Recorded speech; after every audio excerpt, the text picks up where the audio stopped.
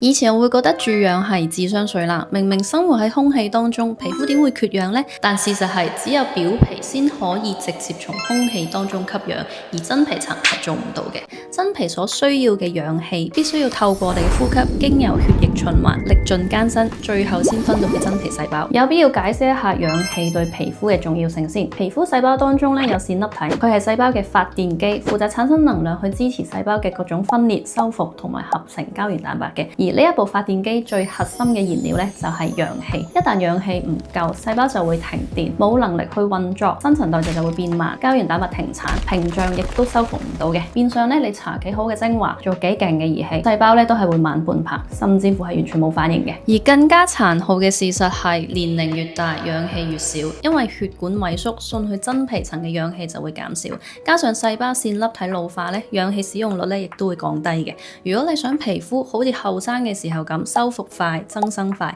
你需要主動提供更加多嘅氧氣俾真皮層，唔能夠單靠身體循環去供氧。所以深層注氧呢，其實係有必要嘅，而且係抗老嘅第一步。但係市面上嘅注氧機的確係參差不齊，純度低啦，又冇滲透技術啦，氧氣根本係穿透唔到入真皮層嘅，嗰啲就真係智商稅啦。而Seal本身呢，就係一部醫療級嘅儀器啦，100% 由德國研發同製造，有 FDA 認證嘅。佢利用專利 TDA 技術，將空氣當中嘅養分做抽離同純化，製造出高達70% 嘅純氧，再配合另一個專利 LP3 Complex， 可以同時將高純度嘅氧氣同埋精華成分直接打入去真皮層。臨床證實咧，療程之後皮膚組織嘅含氧量係坐火箭咁飆升嘅，細胞吸飽氧，有力氣運作，皮膚先至會飽滿透亮同埋白淨嘅。膠原蛋白增生同修復嘅效果咧，亦都會直接提升幾個 level。